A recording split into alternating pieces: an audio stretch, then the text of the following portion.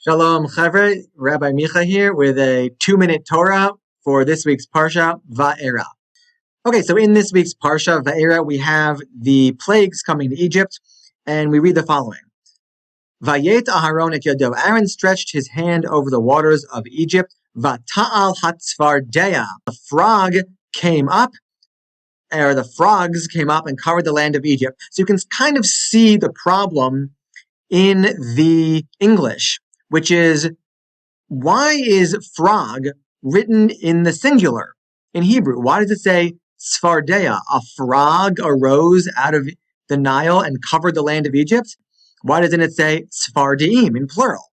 So this is discussed and debated by commentators and the rabbis of the Talmud.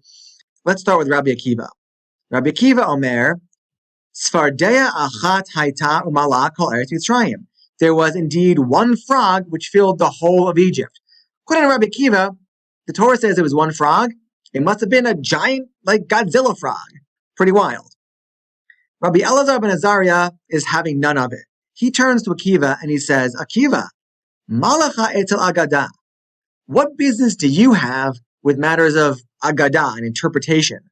Kaleh midabrotecha. Cease your words and go devote yourself to leprosies and impurities. In other words, stay in your lane and leave the interpretation to me. It's pretty salty language from a rabbi to his colleague.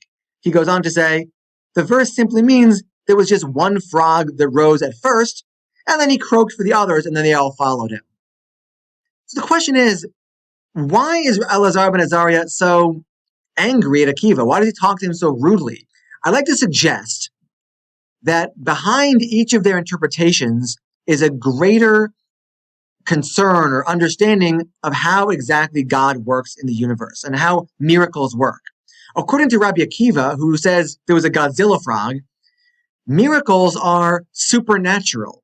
They're things beyond nature. Elazar ben Azariah is saying, look, God doesn't really work that way.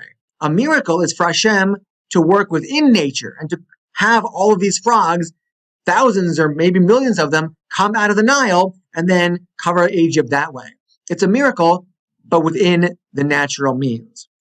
This is a big issue, the nature of God and miracles. And so you can imagine that's maybe why tensions were running hot in the Beit Midrash that day. But now I want to show you one more thing. Here in the Pesach Haggadah is a familiar passage. It says, Maseh b'Rabbi Eliezer v'Rabbi Yeshua, Elazar ben Azariah v'Rabbi Akiva v'Tarfon. It lists 5 rabbis who were having a seder in Bnei Brak, and they were telling the story of Pesach all night long. But notice who's at that seder. You guessed it, Elazar ben Azariah and Akiva, the same 2 rabbis that just got into this big argument. But I'd like to suggest that this is a model for us.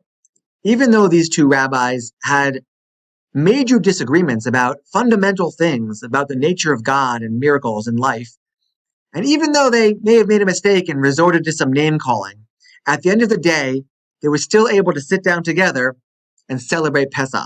We too may have our disagreements, and we may not ever agree on everything, but the important thing is that we keep an open mind and be respectful of each other. At the end of the day, we can still sit together and celebrate as a community. May all of our machlokets, may all of our disputes always be l'shem shamayim, only for the sake of heaven. Amen. Shabbat shalom.